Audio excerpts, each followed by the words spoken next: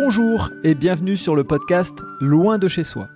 Je suis Frédéric Florent et je suis ravi de vous accueillir sur ce podcast consacré aux personnes qui ont décidé de vivre des aventures loin de chez eux. Vous allez découvrir un nouvel épisode des Aventures de Teddy, un serial voyageur qui nous raconte ses 10 années de vie à l'étranger dans de nombreux pays. Il se lancera ensuite dans un tour du monde au long cours. Si vous n'avez pas écouté les épisodes précédents, je vous invite à le faire pour mieux comprendre son parcours. Je vous laisse avec Teddy. Bonne écoute! Eh bien, je suis avec Teddy pour enregistrer un nouvel épisode de ses aventures et de ses voyages. Donc Teddy, on s'est quitté la dernière fois sur ton aventure irlandaise. Explique-nous après où elle t'a mené cette aventure irlandaise. Alors, l'aventure irlandaise m'a mené dans un premier temps à rencontrer quelqu'un. C'est aussi le pourquoi des voyages, hein. C'est-à-dire que la vie continue, donc forcément il y a des rencontres, que ce soit amicales ou amoureuses. Et donc j'ai rencontré une personne avec qui on a décidé en fait d'aller au Portugal. Donc d'aller vivre au Portugal, enfin en tout cas d'essayer une expérience portugaise, sachant que moi j'avais donc ma famille d'origine portugaise et j'avais envie de me connecter avec ses racines, puisque la seule image que j'avais du Portugal jusqu'à maintenant c'était les vacances estivales. Et surtout, je les voyais avec des yeux d'enfant à l'époque. Donc, j'avais envie de connaître plus la culture, de connaître la langue, puisque je ne parlais pas portugais jusqu'à maintenant. Enfin, je pouvais me débrouiller des notions, mais je ne le parlais pas, en tout cas, couramment. Donc, je me suis dit, voilà, autant se rapprocher d'un pays qui m'est cher et de le connaître plus en profondeur. Et si je peux y travailler, en tout cas, ça serait parfait. Donc on a cherché un emploi.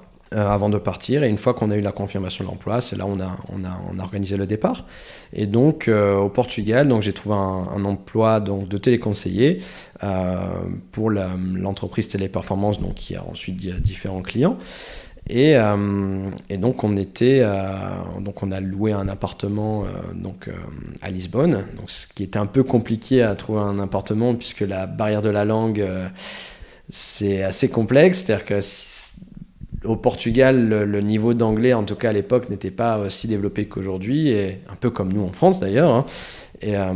Et donc de trouver un appartement un peu dans l'urgence en plus, c'était une mission pour arriver. Donc j'ai dû faire face à ça et me débrouiller avec les notions de portugais que j'avais. Parce que la personne que tu as rencontrée, elle ne parlait pas portugais. Non, la personne que j'ai rencontrée, était française, d'origine maghrébine. Et m'a suivi en fait dans l'aventure. Elle a suivi un peu par amour, et donc on est parti au Portugal. Donc on a trouvé un appartement dans une vieille rue de Lisbonne avec les vieux appartements portugais, mais très très charmants.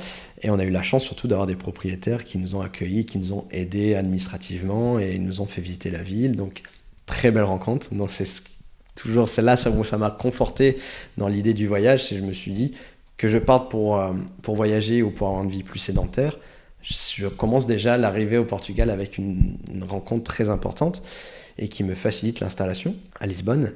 Et donc voilà, au Portugal, une expérience donc professionnelle c'était un contrat de 6 à 8 mois, il me semble. Et là, ce qui m'a frappé en fait dès le début, c'est la différence de niveau de vie entre le Portugal et l'Irlande. Puisque les salaires portugais sont bien plus bas qu'en Irlande, donc il a fallu s'adapter à ça, réduire un peu son niveau de vie aussi, puisque forcément l'argent réduit entraîne à certaines conséquences. Et je me permets, le loyer que tu payais là-bas, est-ce que c'est un loyer qui est adapté, ou comme Lisbonne est une ville un peu touristique, il y a un peu la problématique de payer plus cher que ce qu'on devrait payer par rapport au salaire? C'est justement le problème, c'est que les loyers sont quand même assez élevés, pas comme une ville comme Paris bien sûr, mais par rapport au salaire des Portugais, les loyers sont assez élevés, surtout maintenant avec le tourisme, avec le développement donc des Airbnb. C'est les locaux qui en payent les conséquences, donc c'est forcément des loyers assez conséquents pour des salaires bas. Donc l'argent du coup devient vite un problème. Maintenant, c'est agréable à vivre à Lisbonne. C'est très très agréable. Donc il y a la plage qui est pas loin, il y a le soleil toute l'année. La nourriture, les restaurants sont pas excessivement chers. On peut manger au restaurant pour pas grand-chose. Donc il y a du bon à prendre et il faut savoir en profiter. Donc c'est ce que j'ai fait pendant 7 mois. On a profité de ça, de la qualité de vie portugaise, du soleil, de la plage. Profité aussi pour voir mes grands-parents qui sont dans la région, donc un peu plus au sud. Et donc c'était chouette de se rapprocher de la culture, de découvrir un peu, de connaître un peu l'histoire du pays. Et c'est ce qui m'a rendu encore plus amoureux de ce pays d'ailleurs, hein, et m'a rapproché de mes racines. Maintenant, financièrement, c'est devenu un peu compliqué. C'est ce qui m'a poussé du coup à prendre la décision de repartir. Et c'est ce qui a aussi, j'imagine, contribué aussi à ma rupture à l'époque avec mon ex-compagne. Mais voilà, j'étais quand même conforté dans l'idée où je veux quand même continuer à voyager, j'ai envie de découvrir autre chose. Mais dans l'urgence, j'ai décidé de repartir vers l'Irlande, qui était une garantie, en tout cas financière. Enfin, j'aurais pu très bien rentrer en France, mais je voulais rester à l'étranger. Donc retour en Irlande. Avant de parler du retour en Irlande, je me permets juste une question, parce qu'il y avait une partie de la motivation de ton voyage au Portugal pour refaire un peu le lien avec les racines. Qu'est-ce que tu en retires par rapport à ça, justement, en termes d'histoire de vie, en termes de déterminer qui tu es, parce que c'est important, ces racines-là. Donc, qu'est-ce que tu en retires ?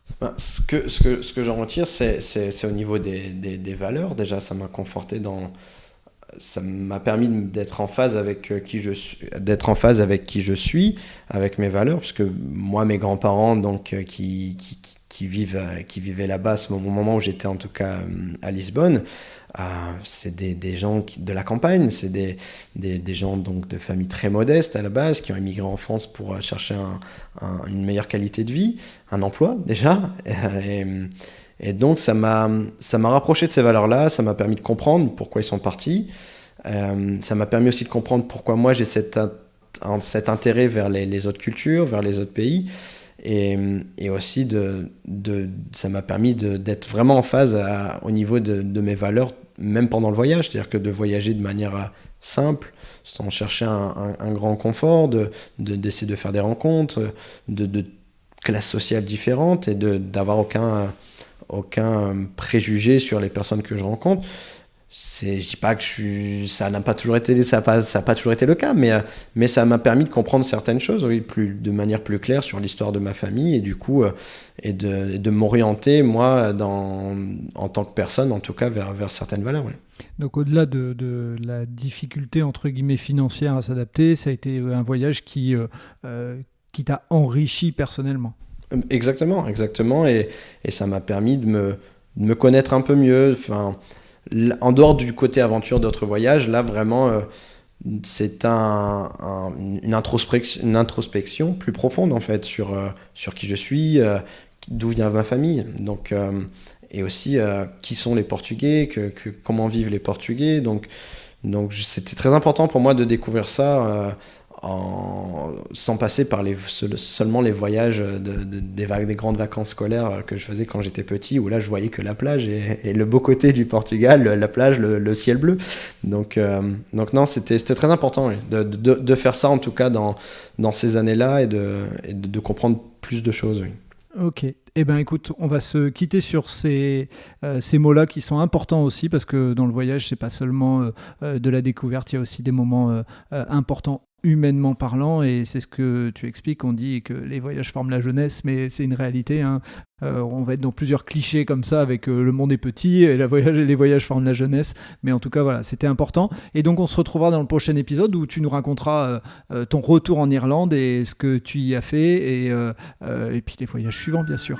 À bientôt Teddy. À bientôt. Voilà, c'est terminé pour cet épisode.